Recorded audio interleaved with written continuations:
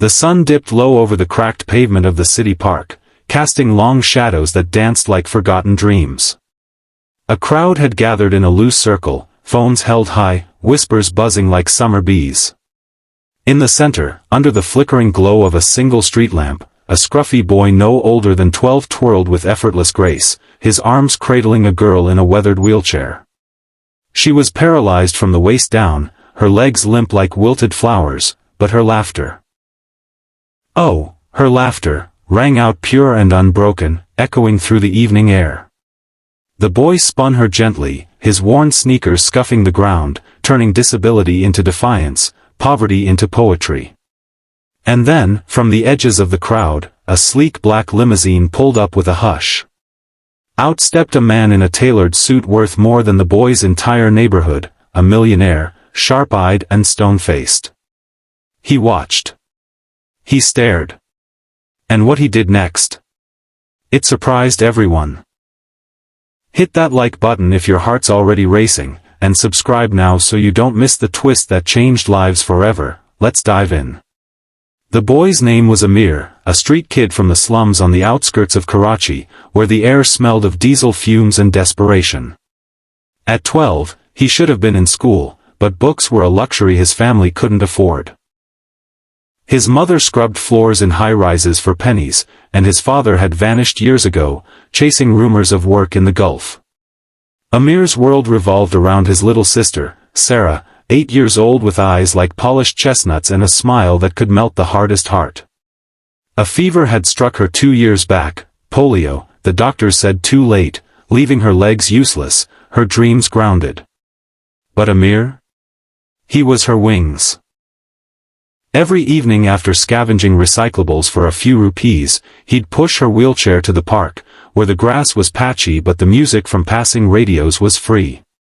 "Dance with me," by Sarah would beg, her voice a melody amid the chaos. And he did. He'd lift her carefully from the chair, balancing her slight frame against his, and sway to imaginary tunes, humming old Bollywood songs their mother loved. It wasn't pity that drew the crowds, it was magic. The way Sarah's face lit up, forgetting the pain, the stares, the what-ifs. But life in the slums was a relentless grind. Key challenges piled like unpaid bills. Money for Sarah's medicines? Scarce. The wheelchair's wheels wobbled from potholes and overuse, threatening to snap any day. Amir skipped meals to buy her painkillers, his own belly growling in protest. Bullies from richer blocks mocked them, wheelie girl and her beggar brother. Stealing Amir's earnings or tipping Sarah's chair just to laugh at her tears. At home, their tiny shack leaked during monsoons, and Sarah's paralysis meant endless worries, bedsores, infections, the fear she'd never walk again. Amir dreamed of more, of a real doctor, a sturdy chair, maybe even dance lessons for Sarah's spirit. But dreams were for those with full stomachs. "One day, I'll make you fly for real," he'd whisper, spinning her under the stars. Sarah believed him. It was their secret pact against the world. Enter Mr. Rahman, the millionaire. At 55, he was a self-made titan, owner of a chain of luxury hotels sprawling across Pakistan and beyond. He'd risen from nothing himself, orphaned young, hawking newspapers on these same streets, but success had armored him in cynicism. His wife had died a decade ago, childless, leaving a void he filled with boardrooms and billions. He rarely visited the old park, limousines didn't belong in slums. But that evening, en route to a gala, traffic snarled, and his driver detoured. Rahman glanced out, irritated, then froze. There was the boy, Amir, dipping Sarah low in a makeshift waltz, her head thrown back in joy. The crowd cheered softly, but Rahman saw deeper, the frayed clothes, the wheelchair's rust, the raw, unfiltered love. It pierced him like a forgotten memory. His own sister, long gone, had been sickly too. He stepped out, the crowd parting like the Red Sea. Amir noticed first, mid-spin. He stumbled, nearly dropping Sarah, his heart hammering. "Sorry, uncle, we'll move," he muttered, eyes downcast, expecting a scolding or worse, security to shoo them away. Rich folks didn't mingle with park rats. Sarah clung to him, whispering, "Bye, I'm scared." The crowd hushed, phones zooming in. Rahman approached slowly, his polished shoes crunching gravel. "No need to stop," he said, voice gravelly but kind. "What's your name, Beta?" Amir hesitated.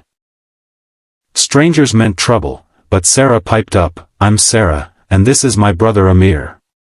He dances with me so I don't feel broken." The honesty hit Rahman like a wave. He knelt, eye level with Sarah. "You're not broken, little one. You're a star."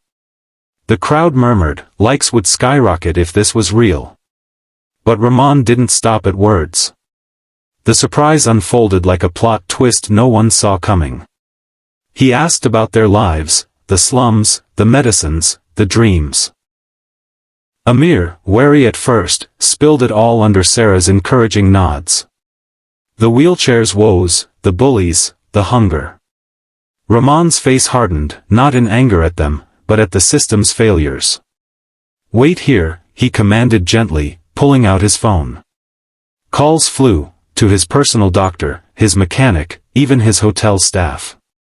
Within minutes, a van arrived, not police, but helpers with tools and smiles. They fixed the wheelchair on the spot, replacing wheels with smooth, new ones. The doctor examined Sarah right there in the park, prescribing meds and scheduling therapy. "No cost," Rahman insisted. Amir's eyes widened, was this a dream? The plot deepened that night. Rahman invited them to his mansion, not as charity cases, but as guests. "Come see what hard work can build," he said. Amir refused at first, pride was all they had, but Sarah's plea won. "Please, buy.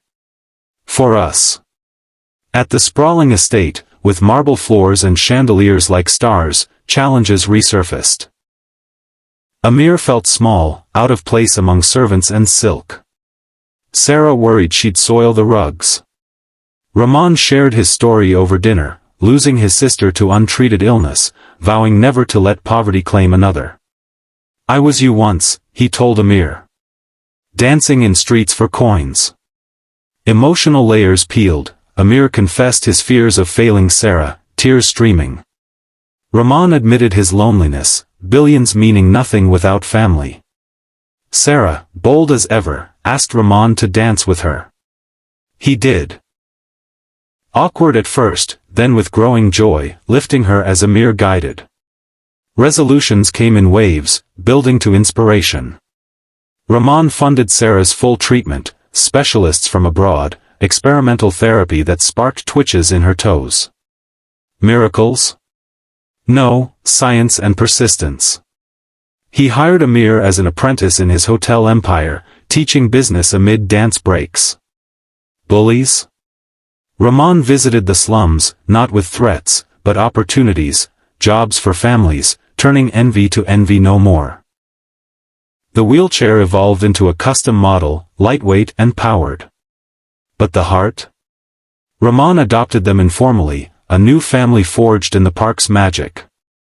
Amir learned confidence, Sarah gained hope, her first unaided step a tearful triumph months later. Months blurred into a year. The park gatherings grew, Amir and Sarah now led community dances, teaching kids resilience. Rahman, softer now, funded a foundation, Wings for the Grounded, helping paralyzed children through art and therapy. Challenges lingered, setbacks in Sarah's recovery, Amir's doubts, but they faced them together, relatable in their humanity.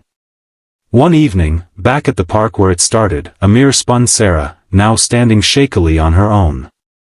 Rahman watched, eyes misty. "You surprised me that day," he told the crowd, now massive with locals and media. "But you remade me." And the message? In a world quick to judge the poor, the broken, the different. Kindness surprises, love resolves, and one dance can change everything. Poverty doesn't define you, connection does. Amir and Sarah weren't saved by money alone, but by belief, in themselves, in others. So, if this story touched your soul, like this video right now, share it with someone who needs hope, and subscribe for more tales that prove humanity's still dancing. Turn on notifications, you won't want to miss the next Heartstopper. Because everyone deserves wings. What surprised you most? Comment below. Let's keep the magic alive.